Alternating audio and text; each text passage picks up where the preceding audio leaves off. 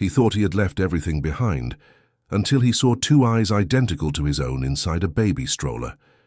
If you enjoy stories like this, be sure to subscribe to this channel. We post every day. Continuing. The late March London breeze swept through the panoramic windows of the 42nd floor of the corporate building in Canary Wharf, but the air inside that office of Italian leather and Carrara marble seemed frozen in time.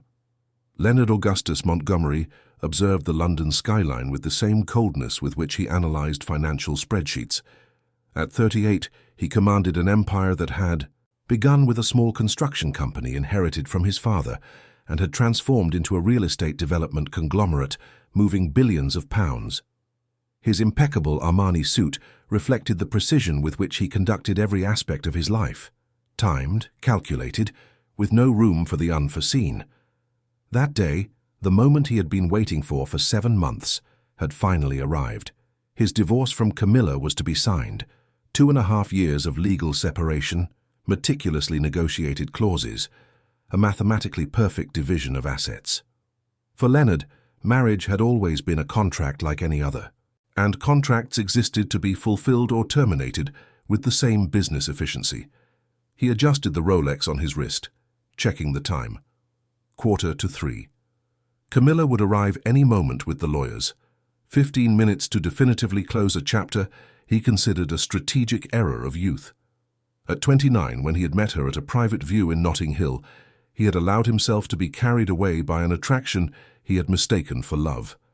Camilla, a freshly graduated architect, daughter of a retired university professor and a librarian, came from a middle-class family that valued art, literature, and long Sunday evening conversations. Everything Leonard had learned to see as a waste of time.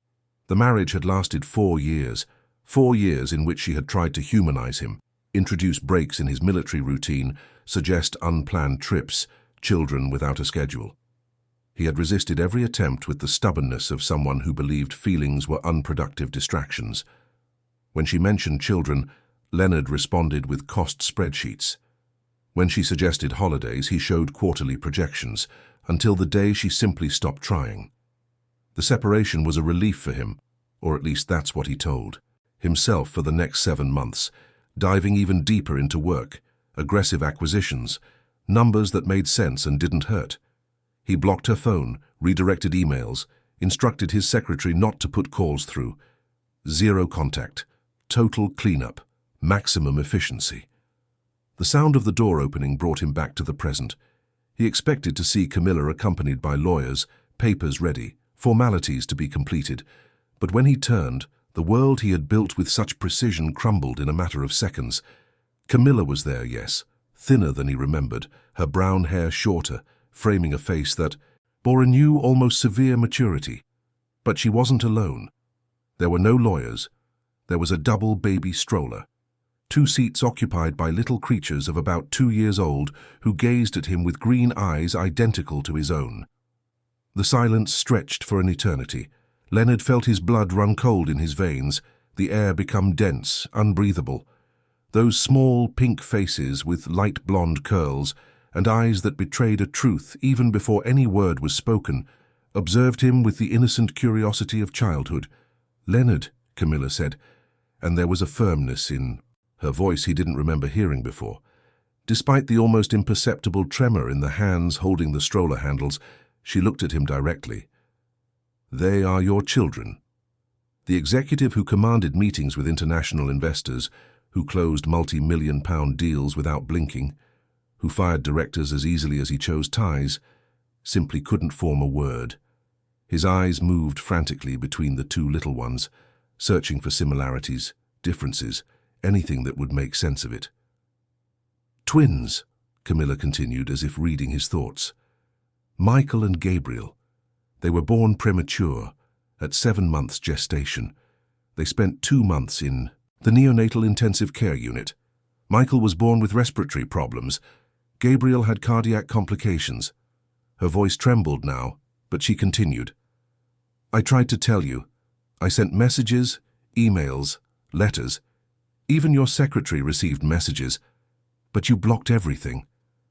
Leonard stepped away from the table, as if the furniture could contaminate him with the reality that had just entered his office.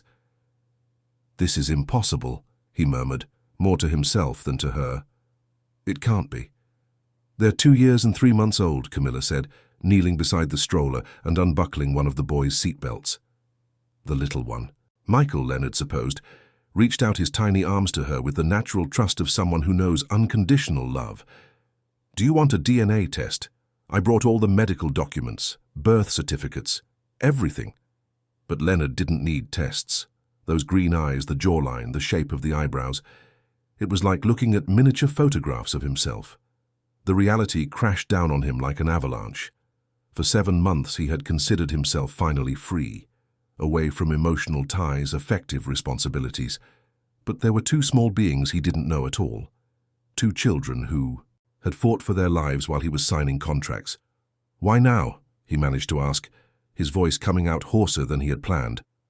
Camilla lifted Michael into her arms, and the boy immediately nestled into her neck, a gesture of intimacy that made Leonard's heart clench in a way he didn't know was possible. "Because it's time for you to decide if you want to be a father, or if you prefer to remain just a sperm donor who happens to have money." The bluntness of her words hit him like a punch. He looked at the boy, Gabriel, who was still in the stroller playing with a yellow teddy bear, oblivious to the tension in the air. He was smaller than his brother, more fragile, and there was a small scar on his neck that betrayed the medical procedures he had undergone. "You had no right," Leonard said, but he knew the words sounded empty even before they left his mouth. "You had no right to decide for me." "And you had the right to disappear," Camilla retorted, adjusting Michael on her hip. "You had the right to pretend I was never part of your life. Because that's what you did, Leonard. It wasn't just with me, it was with them too. You blocked me when I was pregnant with your children." Guilt descended upon him with the force of a tsunami. Fragmented memories began to form. Camilla trying to talk to him in the last months of their marriage, he always busy, always with something more important.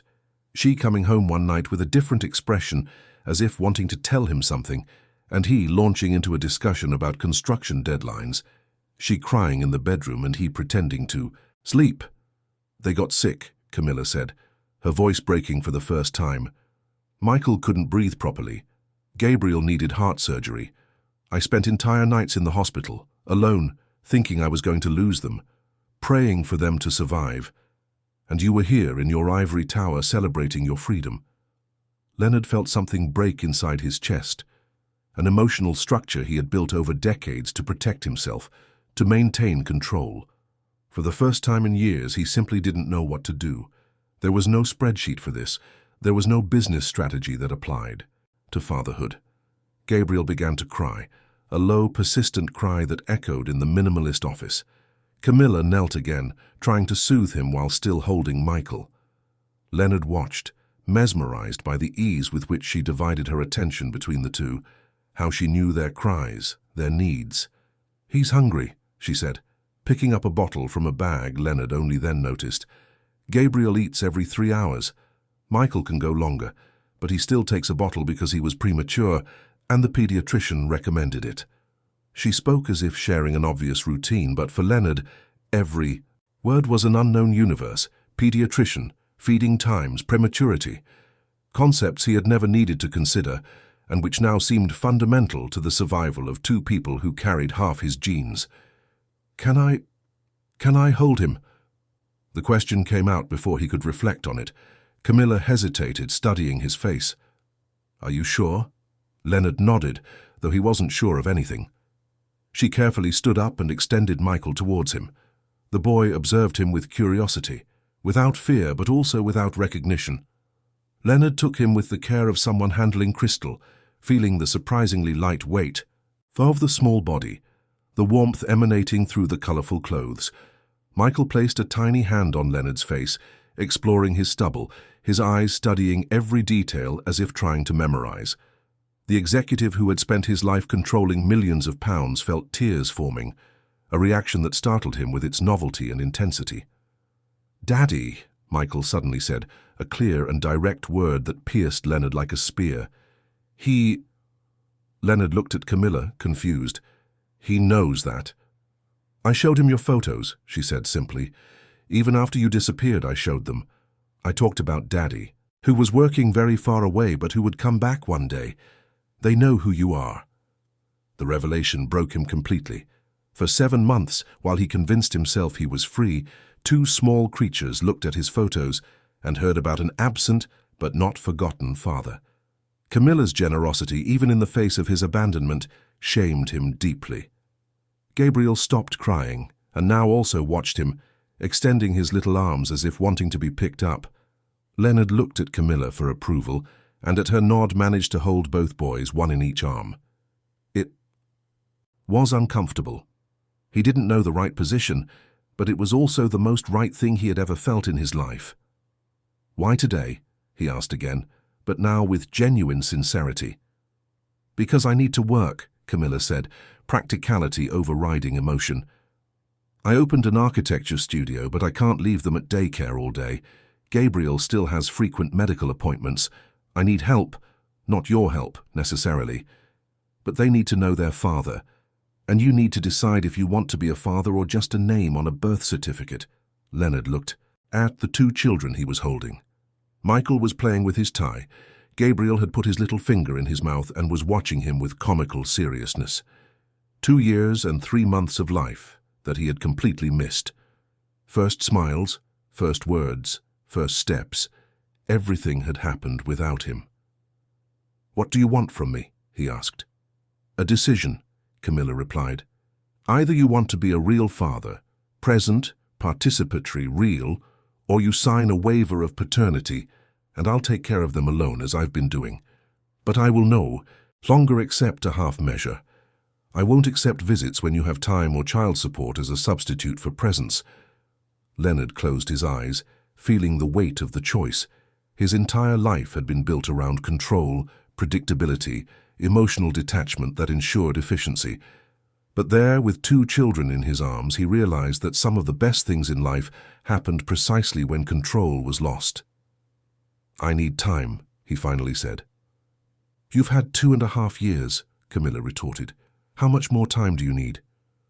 Michael chose that moment to rest his little head on Leonard's shoulder, a gesture of trust so simple and devastating that he knew there was no longer a choice to be made. Something primitive and essential had been activated within him, a protective instinct he didn't know he possessed. "I want to be a father," he said, the words coming out firmer than he expected. "I don't know how, but I want to learn." Camilla studied him for a long moment, as if trying to gauge the sincerity of his words. "Being a father is not a business project, Leonard. It's not something you can delegate or solve with money. It's about being present when Gabriel has nightmares at 3 in the morning. It's about taking Michael to the pediatrician when he has a fever. It's about baby food stuck on your Italian shirt and cancelled meetings because one of them is sick." Every word was a portrait of a reality he had never considered, but which now seemed the only reality that mattered. "I understand." "You think you understand," she corrected, "but understanding and living are different things. You'll have to prove it, not to me, to them." Leonard looked again at the children he was holding. 2 years and 3 months of life that he needed to know, understand, absorb. 2 small personalities he needed to learn to love, not as an abstract concept, but as a daily and demanding reality. "Where do we start?" he asked. "You cancel what you have for today," Camilla said, taking Gabriel from his lap, "and come with me to see where they live, how they live, what their routine is. If you really want to be a father, you need to know their lives before trying to fit them into yours." Leonard thought about his packed schedule, the video, conference with Japanese investors, the board meeting. Then he looked at Michael, who was playing with his cufflinks as if they were the most fascinating toys in the world. For the first time in decades, he turned off his phone. Camilla's apartment was in Notting Hill, a duplex in a building without a doorman or an assigned parking space. For Leonard, accustomed to the private gardens and 3 ensuite bedrooms of his penthouse in Belgravia, that 2-bedroom space seemed tiny. But as soon as they entered, he realized that every inch had been carefully thought out. Low shelves with toys, organized by type and color, rounded corners on all furniture, protected outlets, rubberized mats on the floor. It was a home built entirely for two small creatures. "They sleep in the same room," Camilla explained, pushing the stroller through the living room, while Michael walked beside her, holding onto her trouser leg. "Gabriel still wakes up a lot during the night because of his heart medication, so I preferred to keep them together. Michael calms him when he cries." Leonard observed everything as if he were an alien visiting another planet. There were drawings taped to the fridge, small clothes, drying on the laundry line, special high chairs for meals. An entire life had unfolded there without him even suspecting its existence. Gabriel began to protest in the stroller, stretching his arms towards his mother. Camilla took him out with the ease of someone repeating that gesture dozens of times a day, and he immediately settled into her lap, putting his little finger in his mouth. "He still sucks his thumb?" Leonard asked. "It's his way of calming down," she explained. "The pediatrician says it's normal, especially in premature babies. They need more security than babies born at full term." Each piece of information was a small revelation of a universe that had existed for over 2 years without him. Leonard felt like someone who had arrived in the middle of a movie, trying to understand the plot without knowing the beginning. Michael, who had freed himself from his mother's hand, walked through the living room with the confidence of someone who knew every obstacle. He stopped in front of Leonard and raised his arms, a universal gesture that even he could interpret. "He wants you to pick him up," Camilla said. Leonard knelt hesitantly. Michael threw himself into his arms with the absolute trust of childhood, and again he felt that sensation of holding something sacred. The boy began to babble words that Leonard couldn't decipher, but which seemed extremely important. "He's telling you about his day," Camilla translated with a half-smile. "Michael talks a lot. Gabriel is more observant, completely different personalities. And how do you—" Leonard searched for the right words. "How do you manage to understand what they need?" "Time," she replied simply. "And error. Lots of error. In the beginning, I thought I was going crazy. They cried, and I didn't know if it was hunger, sleep, pain, a tantrum. When they were newborns, sometimes I cried with them because I felt completely lost." The honesty of the confession touched him in an unexpected way. Camilla had always seemed to have everything under control, but here was proof that she too had navigated unknown waters. Gabriel slid from his mother's lap and crawled to a toy basket in the corner of the room. He chose a blue plastic car and began pushing it across the floor, making motor sounds with his mouth. "Cars," Leonard said, observing. "He's obsessed," Camilla said. "Michael prefers books and puzzles. Gabriel wants anything with wheels." Michael, as if to demonstrate the difference, detached himself from Leonard and ran to a low bookshelf from which he picked an illustrated book. He returned and held the book out to Leonard with comical seriousness. "Read," he said clearly. Leonard took the book, a story about an elephant who wanted to fly, and looked at Camilla for guidance. She pointed to the sofa. "Sit there. He'll climb onto your lap and wait for you to read." That's exactly what happened. Michael climbed Leonard as if he were a familiar mountain, settled onto his lap, and opened the book to the first page. Leonard began to read, stumbling over the first words, but Michael patiently corrected him, pointing to the pictures and repeating keywords. Gabriel, noticing the activity, abandoned the car and joined them, climbing up on the other side. In a few minutes, Leonard found himself in the middle of a collective reading session, with 2 boys vying for his attention, turning pages, asking questions in child speak that he slowly began to understand. "Daddy, elephant fly?" Michael asked, pointing to an illustration. "No," Leonard responded instinctively. "Elephants don't fly." "But in book fly," insisted Gabriel, who apparently spoke less but heard everything. Leonard looked at Camilla, who watched the scene leaning against the wall, arms crossed, an indecipherable expression on her face. "It's a story," she explained. "In imagination, elephants can fly." "Imagination," Leonard repeated, as if it were a foreign word. "New concept?" Camilla had an amused tone in her voice. "Forgotten concept," he admitted. They finished the story, which turned into 2, which turned into 3. Leonard discovered that reading to children was very different from reading reports. There was interpretation, theatricality, repetition. Michael made different voices for each character, and Gabriel imitated animal sounds. It was chaotic, noisy, and completely addictive. When Camilla announced it was time for dinner, Leonard was surprised to find that 2 hours had passed there. 2 hours without looking at his watch, without thinking about emails, without calculating profitability. 2 hours living in the present moment. "You can stay for dinner," Camilla said, but there was hesitation in her voice. "If you want." Leonard wanted to, but he was also afraid. Afraid of not knowing how to behave, of disappointing his children, of breaking some important routine. "Are you sure?" "They like you," she said, watching Michael, who was still clinging to Leonard, "and it's important for them to see that you want to be here." Dinner was a revealing experience. Gabriel needed a special booster seat because he was still too small for a regular chair. Michael ate by himself, but with a coordination that resulted in more food on his clothes than in his mouth. There were rituals. Gabriel always ate the carrots first. Michael separated all the food on his plate before eating anything. "Is it like this every day?" Leonard asked, trying to help Michael bring a spoon of rice to his mouth. "More or less," Camilla said, wiping Gabriel's face with infinite patience. "Some days are worse." Gabriel is in a phase of rejecting anything green. Michael has decided he doesn't like meat.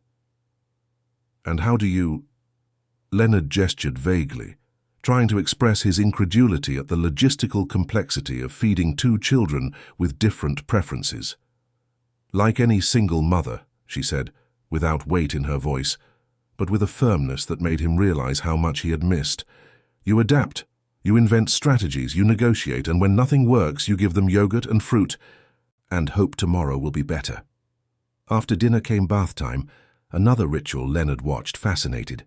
Camilla had transformed the bathroom into a kind of miniature water park, with floating toys, colorful soaps, animal hooded towels. Michael and Gabriel played in the water, as if it were the best part of the day. "Want to try bathing, Gabriel?" Camilla offered. Leonard hesitated.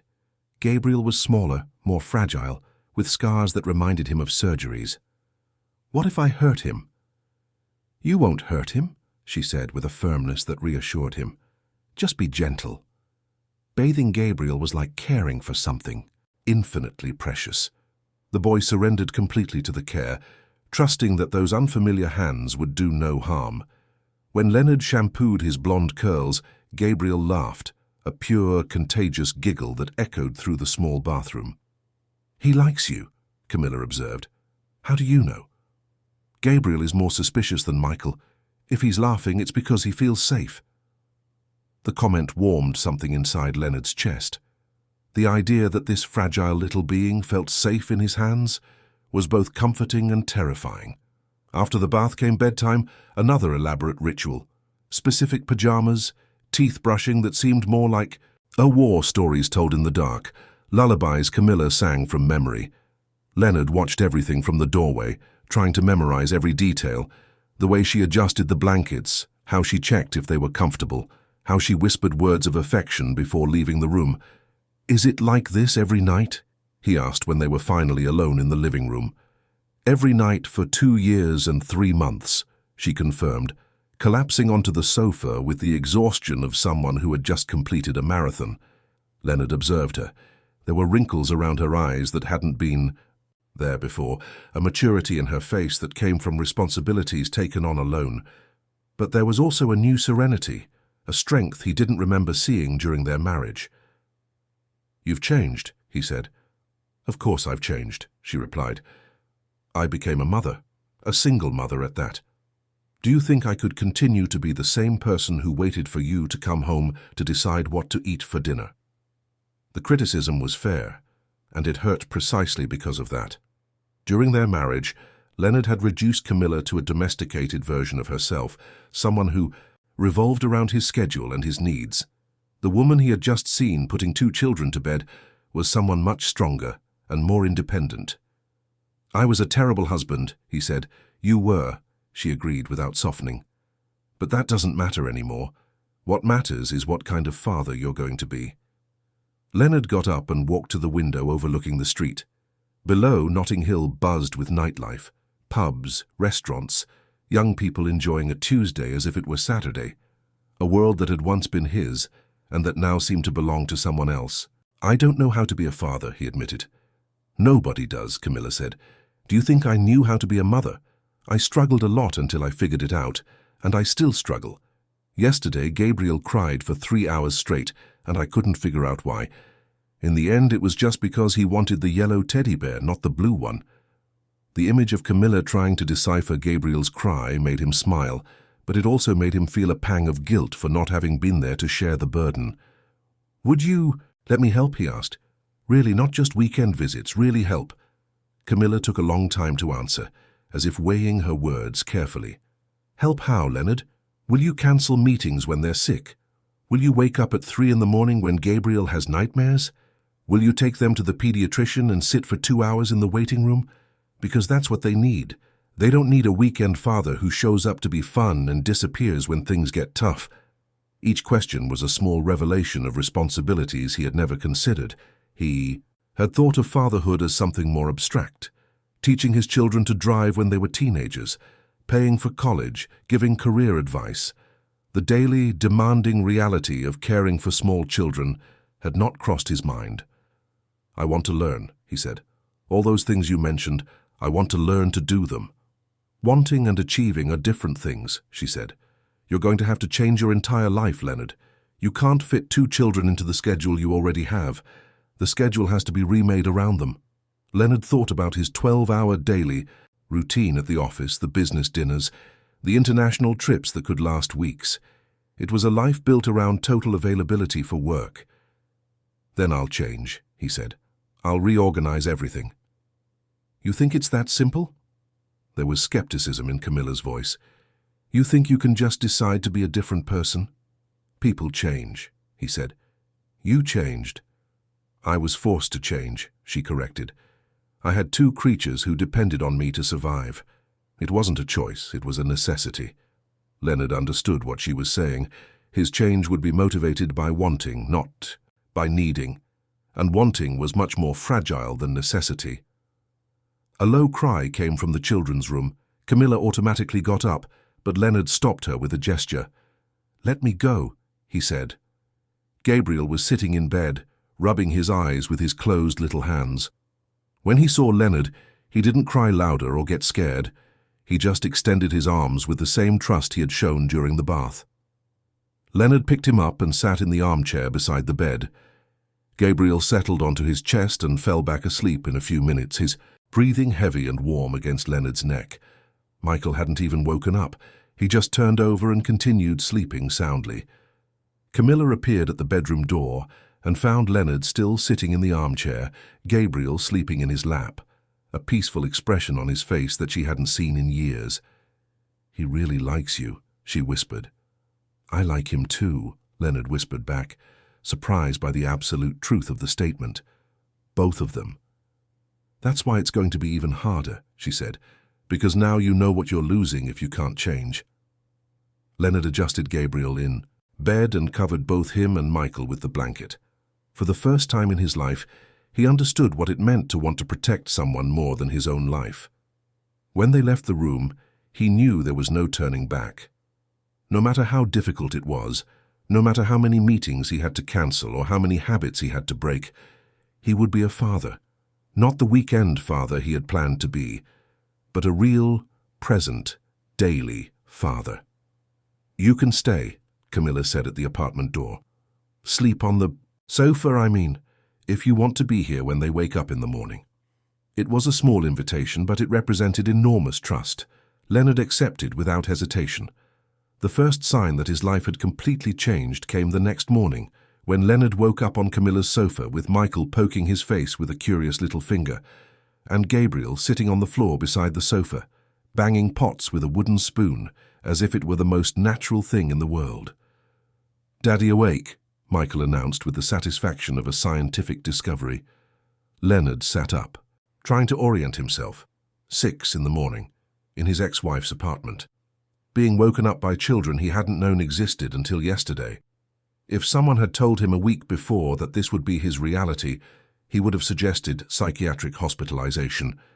Breakfast, Michael said, pulling his hand with impressive determination for a 2-year-old. Camilla appeared in the kitchen, already dressed, hair tied back, moving with the efficiency of someone who had a timed morning routine. "They wake up early," she said, not hiding her amusement at seeing Leonard completely disheveled and confused. "Always." The morning that followed was an intensive lesson in family logistics. Gabriel needed his heart medication at 7:30. Michael would only eat cereal if he served himself, resulting in more oats on the floor than in the bowl. Both needed to be changed, dressed, prepared for the day with a military coordination that left Leonard exhausted just by watching. "How do you do this every day?" he asked, trying to help Michael put on a t-shirt that seemed designed to confuse adults. "Practice," Camilla said, buttoning Gabriel's clothes with the speed of a Formula One driver, "and a lot of coffee." Leonard's phone rang for the 10th time in half an hour. Richard, his partner and friend since college, had left 5 increasingly irritated messages about the previous afternoon's missed meeting and the video conference with Japanese investors that was due in 2 hours. "I need to go," Leonard said, but the words came out without conviction. "You can go," Camilla said, without looking at him. "They'll be here when you decide to come back." There was something in the way she said it, without accusation but with a resigned acceptance, that made him realize the pattern he was repeating. He would show up, get involved, then disappear when real responsibility arrived. "No," he said, surprising himself, "I'll cancel." Camilla stopped what she was doing and looked at him directly. "Leonard, you don't need to prove anything today. You have a company to run." "And I have children to get to know," he retorted, already dialing Richard. "Rich, it's me. Cancel the meeting with the Japanese. Reschedule for next week." Richard's response was predictable, an explosion of disbelief and frustration that Leonard held the phone away from his ear. "I'll explain later," he said, and hung up. "You'll regret this," Camilla said, but there was something like approval in her voice. "Maybe," he admitted, "but I'll regret it more if I leave now." The next 2 hours were the strangest and most rewarding of Leonard's life. He accompanied Camilla to the neighborhood park, pushed Gabriel on the swing while Michael explored the slide with the determination of a mountaineer. He learned that Gabriel was cautious and preferred to observe before trying something new, while Michael threw himself headfirst into any adventure. Mid-morning, when the children were busy playing in the sand, Camilla sat beside him on the bench. "Your secretary called 3 times, she said, handing him the phone he had left in the apartment.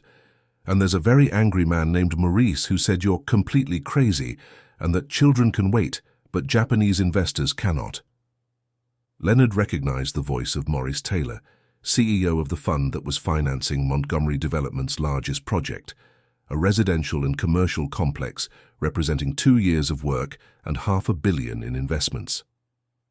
"That's my father," he said, unable to hide the weariness in his voice. "Ah," Camilla said, as if that explained a lot. "The famous Maurice Taylor." During their marriage, Maurice had been a constant and intimidating presence in Leonard's life.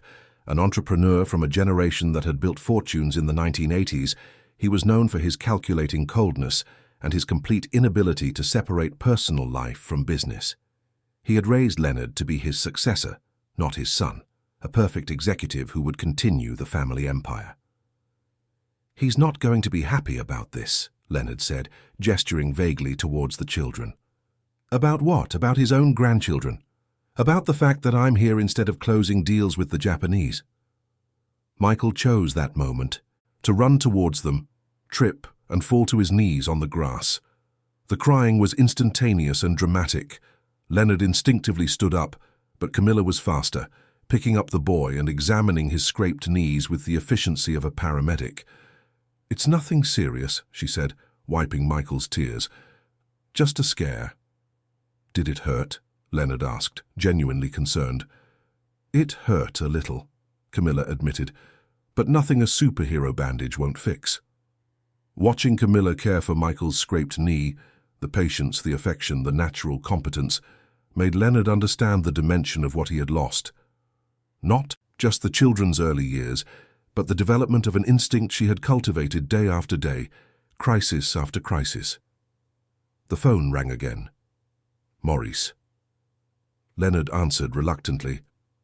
"Leonard, where on earth are you? You cancelled the most important meeting of the quarter, and your secretary says you're unavailable. What kind of president cancels meetings to be unavailable?" "Father, I can explain." "Explain what? That you've completely lost your mind. The Japanese are already questioning our seriousness. Richard is trying to salvage what he can, but they want to speak to the president. You. Today." Leonard looked at Michael, who had stopped crying and was now showing the bandage to Gabriel as if it were a trophy. To Gabriel, who watched everything with his large, serious eyes. To Camilla, who pretended not to be listening to the conversation, but obviously heard every word. "Father, I have children." The silence on the other end of the line was so complete that Leonard checked if the call had dropped. "Children?" Maurice's voice had a tone Leonard had never heard, something between disbelief and horror. "What children?" "Twins, 2 years old, Camilla's." "Camilla, your ex-wife? Leonard, you've been divorced for 2 years. Separated? The divorce was supposed to be yesterday, but..." Leonard realized he was saying too much, revealing information his father would use as ammunition. "It's complicated." "It's not complicated, it's disastrous," Maurice exploded. "You're telling me you abandoned the most important meeting of the year to play daddy with children you didn't even know existed?" The way his father said, "play daddy," ignited something within Leonard, a rage he didn't know he possessed. "I'm not playing anything, I'm being a father." "Father?"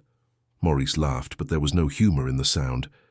"Leonard, you don't even know how to change a diaper. And now you want to throw 2 years of work out the window because of 2 children who lived perfectly well without you, until yesterday." Every word was a stab, but the one that hurt the most was the truth contained within it. He really didn't know how to change a diaper. He really had missed 2 years of his children's lives. He really was risking a lot of money and many jobs for a change he didn't even know if he could sustain. "Father, I need to do this.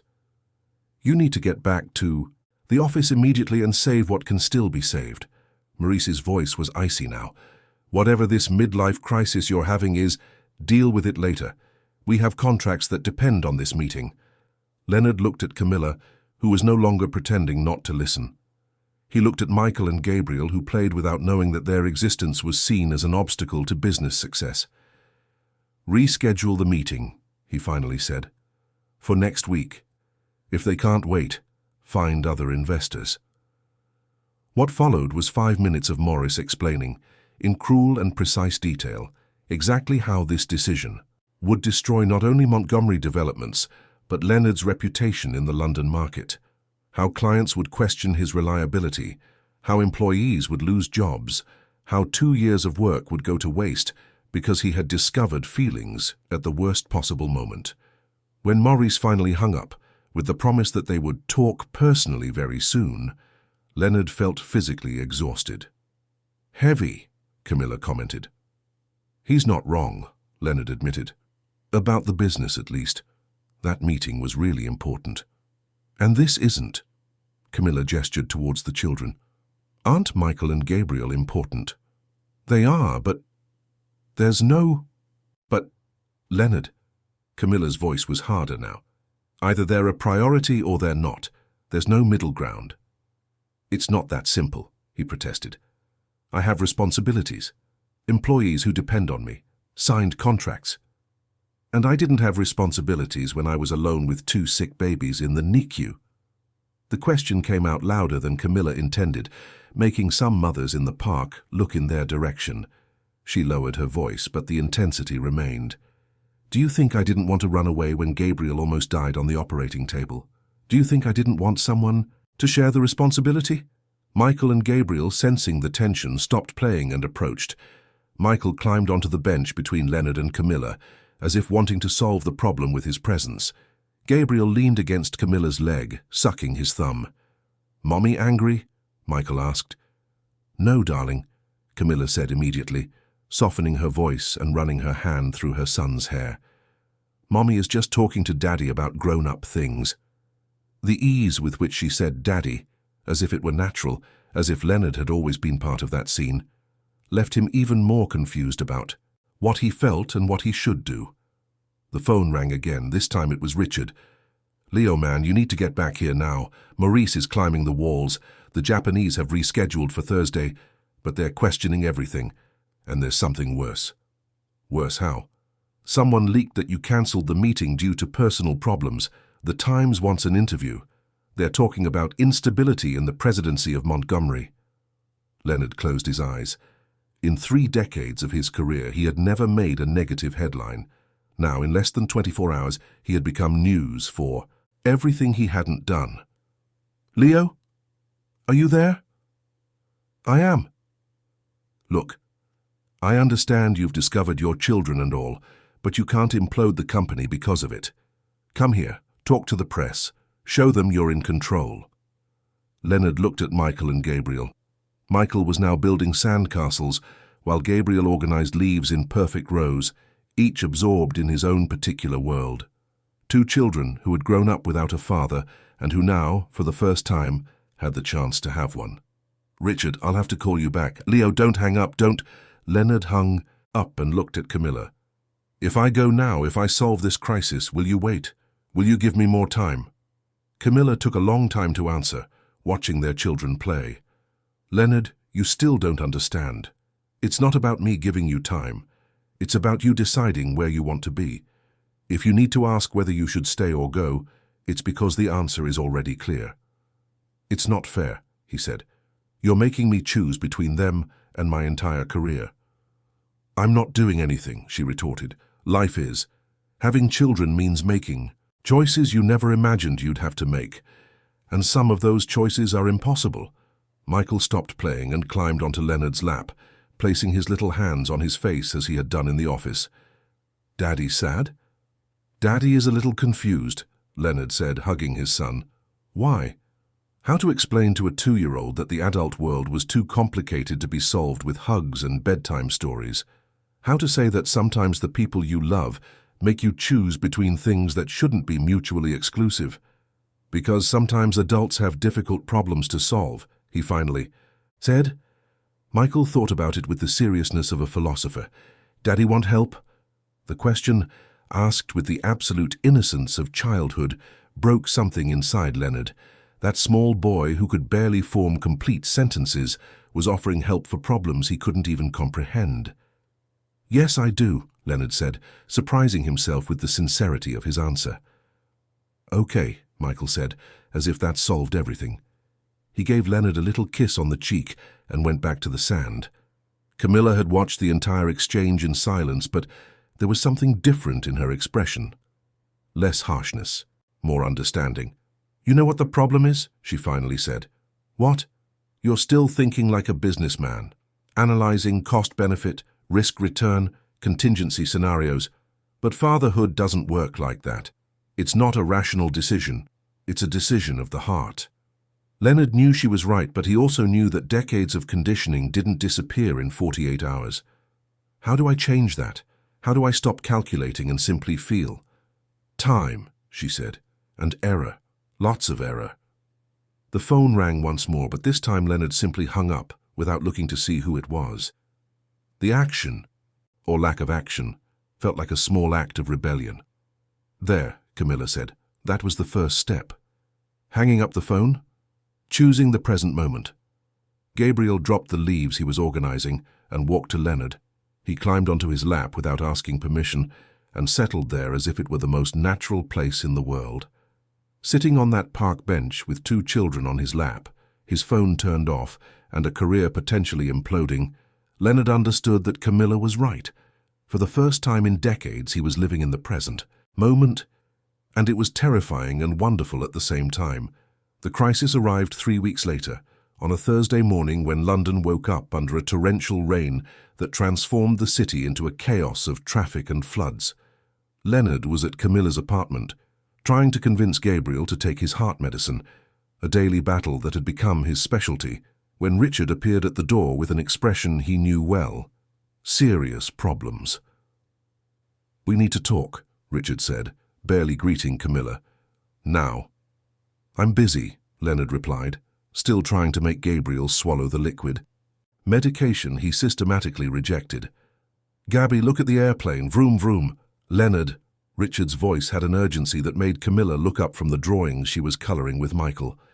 "The Japanese pulled out. Maurice is at the office with lawyers, and there are journalists in reception." Gabriel finally accepted the medicine, and Leonard put him down, watching him run to rejoin his brother. In 3 weeks, he had become an expert in medications, sleep schedules, food preferences and tantrums. He had also lost 5 pounds, slept poorly most nights, and cancelled more meetings than in his entire previous career. "What lawyers?" he asked, though he already knew the answer. "I think your father is trying to remove you from the presidency," Richard said, lowering his voice, "alleging emotional instability and negligence of fiduciary responsibilities." Camilla stopped colouring and looked at Leonard. Over the past few weeks, she had watched his transformation from an inflexible executive to a present father. She had seen him wake up at 3 in the morning when Gabriel had nightmares, take them to the pediatrician when Michael had a fever, sit on the living room floor to assemble complex puzzles. She had also seen the consequences, incessantly ringing phones, furious emails, missed meetings. "Go," she said simply. "Sort this out." "I don't want to leave them," Leonard said, and the sincerity in his voice stirred something in Camilla's chest. "Gabby needs his routine checkup at 2, she said, handing him a paper with medical notes that had become her second language. "If you can finish in time, you can meet us at St. Thomas." Leonard took the paper as if it were a talisman. In 3 weeks, he had learned that a father's life was not linear like business spreadsheets. It was made up of small moments interrupted by emergencies, routines broken by unexpected needs, plans that changed with every cry or smile. "Daddy come back?" Michael asked, looking up from his drawing. "Daddy always comes back," Leonard said, kissing his son's forehead. It was a promise he had made to himself. No matter what happened in the corporate world, he would always come back. The Montgomery Development's office looked like a war movie set. Morris had established himself in the main meeting room with 3 lawyers and a pile of documents that Leonard recognized as performance reports, analyses of cancelled projects and lost contracts. Downstairs, 2 reporters from the financial press awaited an interview no one had authorized. "Finally decided to show up," Maurice said, without looking up from the papers. At 65, he remained an intimidating presence. Tall, perfectly coiffed grey hair, a suit that cost more than a small car. "Sit down." Leonard knew that tone. It was the same one he had heard since childhood when he disappointed his father in some aspect. The difference was that now, at 38, he no longer felt like the 10-year-old boy who was terrified of not meeting his father's expectations. "Father, can we talk privately?" "No," Maurice said. "This has gone beyond the personal realm. You have compromised the company, compromised employees, compromised investors. Dr. Smith," he gestured to one of the lawyers, "can explain the legal situation." Dr. Smith, a middle-aged man with heavy-rimmed glasses, opened a folder and began to read numbers that made Leonard's stomach clench. Cancelled contracts, penalties for missed deadlines, investors questioning management stability. In 3 weeks, Leonard had caused more financial damage to the company than in any similar period of his career.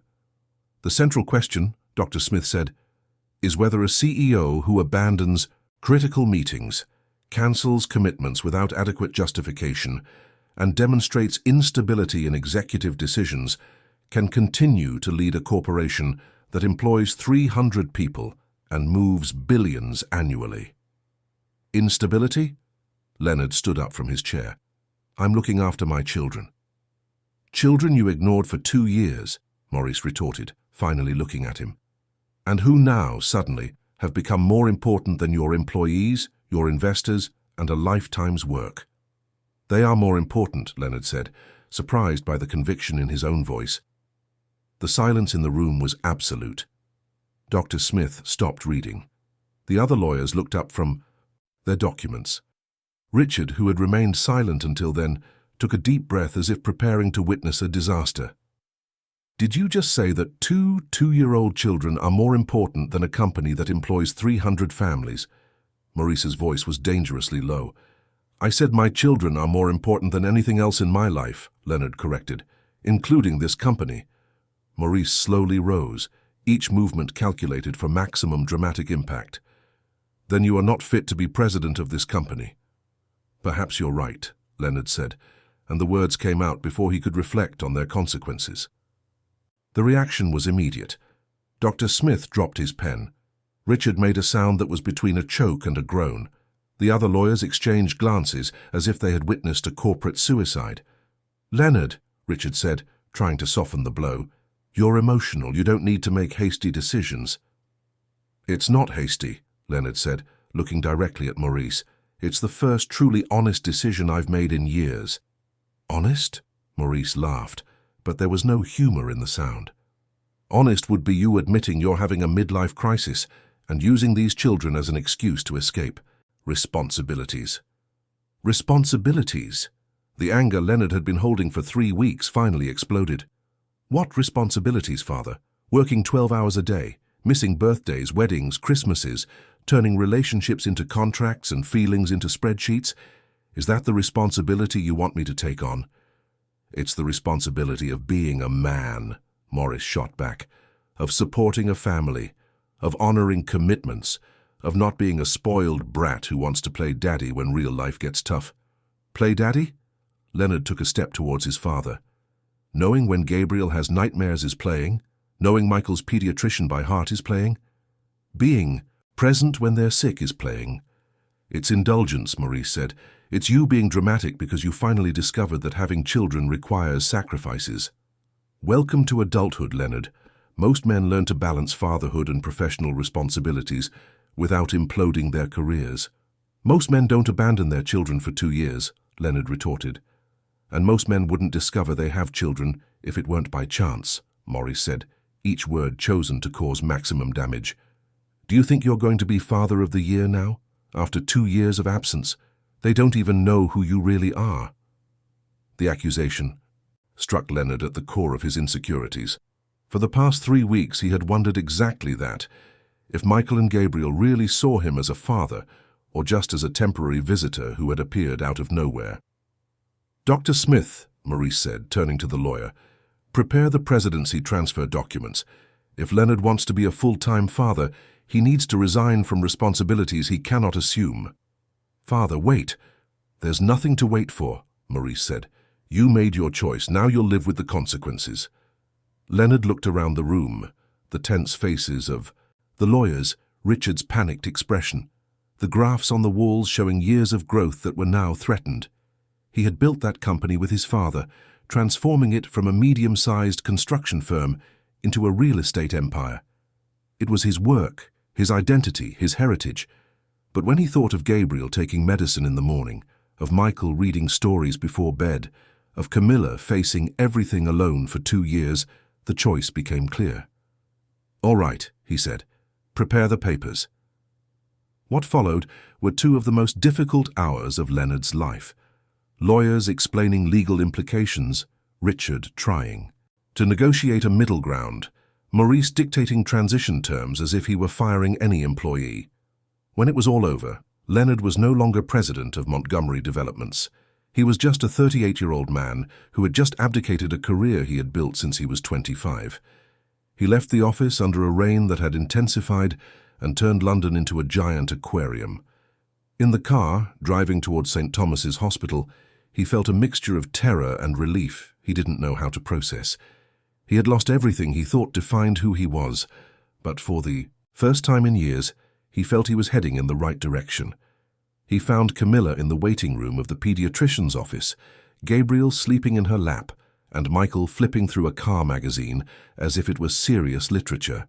When she saw him, she studied his expression and immediately knew that something fundamental had changed. How was it? She asked. I resigned, he said, sitting beside her. Or rather, I was effectively fired by my own father.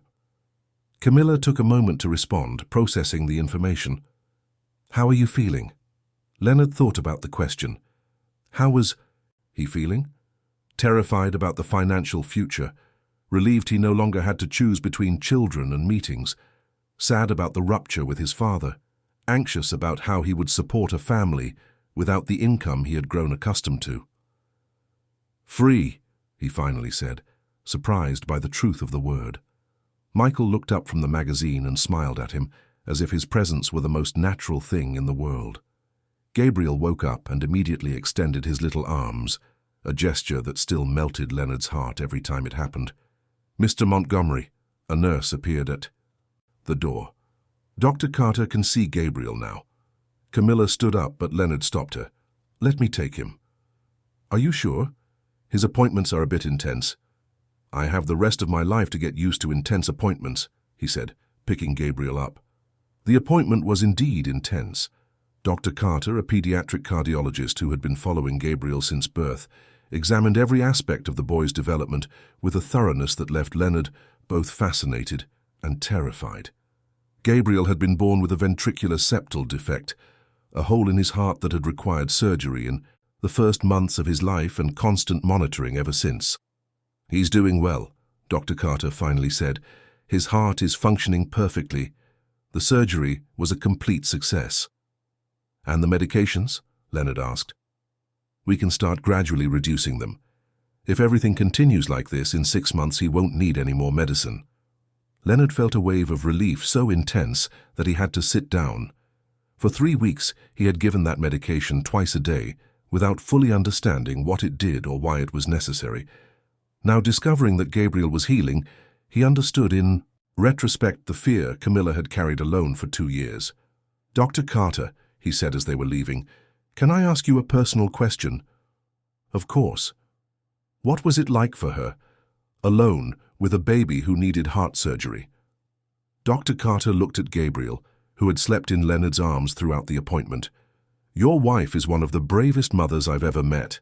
She didn't miss an appointment, questioned every medication, learned to recognize symptoms better than many medical students. Gabriel was lucky to have a mother like that."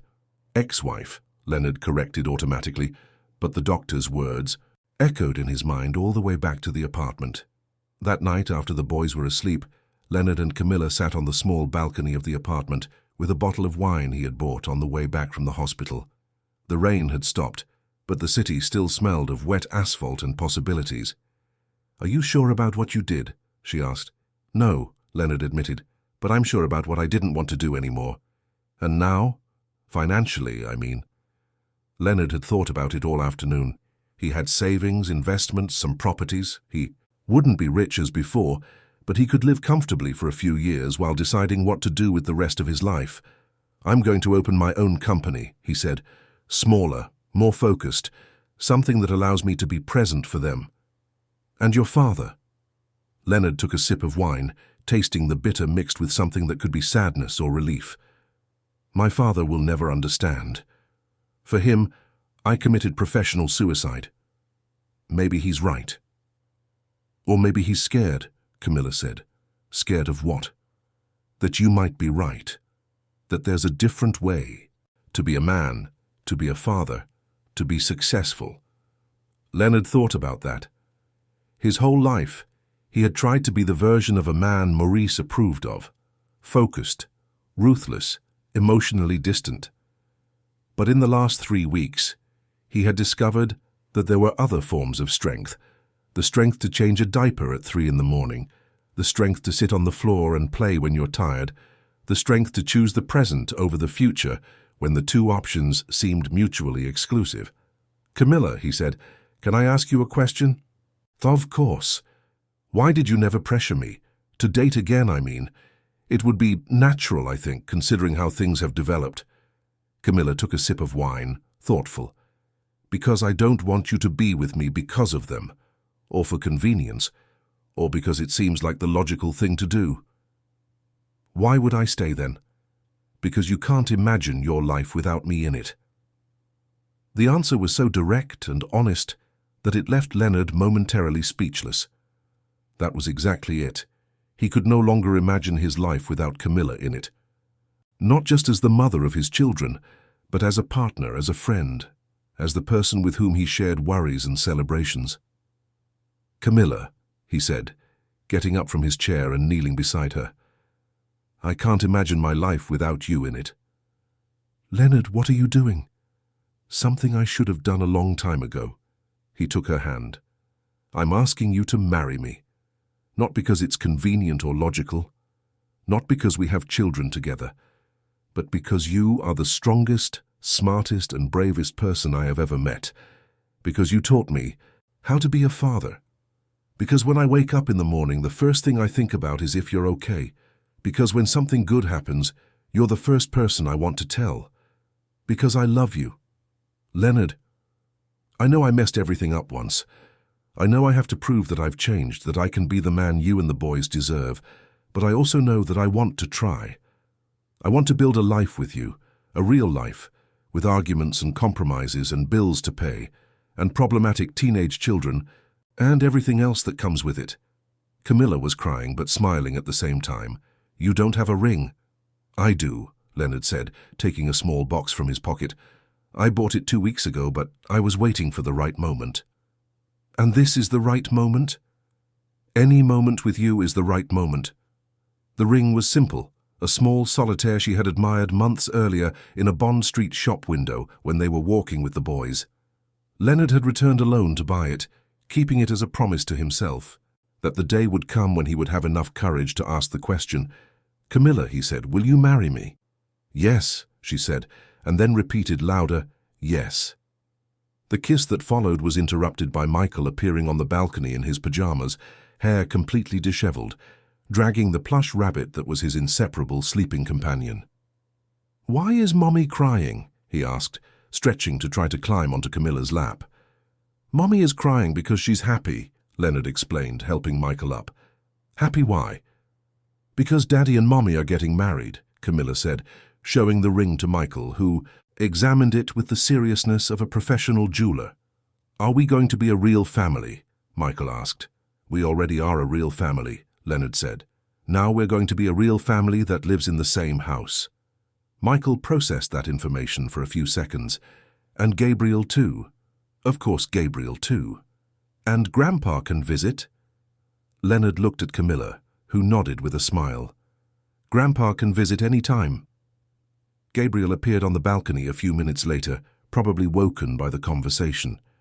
Seeing the whole family reunited, he simply joined the collective hug that had formed without asking questions, just accepting that being all together was the natural state of things. A year later, they married in the garden of the house they bought in Hampstead, a single-story house with a large backyard where Michael and Gabriel could play, 3 bedrooms so each had their own space, and an office where Leonard and Camilla could work together on the projects of the company that now bore both their names. Maurice was there, of course. In the months following his heart attack, he had become the grandfather he had never been a father, present, affectionate, willing to sit on the floor to play with toy cars with Gabriel, or listen to Michael tell incomprehensible stories about dinosaurs driving buses. The company had prospered with his participation, but more importantly, Leonard had regained a relationship with his father that he never knew was possible. You may kiss, the justice of the peace said, and Leonard and Camilla kissed while Michael and Gabriel threw rose petals that looked more like poorly distributed confetti. Forever? Michael asked, who had developed an obsession with guarantees of permanence. Forever, Leonard confirmed. Promise? Promise. It was a promise he planned to keep. Not because it was easy or convenient, but because he had learned that the best things in life, love, parenthood, family, required daily presence, constant choices, the willingness to show up even when it was difficult. 3 years later, when Gabriel was 5 and Michael almost 6, when Montgomery and Camilla architecture had become a reference in sustainable social housing in London, when Morris had officially retired but spent more time with his grandchildren than in any office, Leonard woke up one Saturday morning to find Camilla taking a pregnancy test in the bathroom. Well? He asked, though the expression on her face had already given the answer. Positive.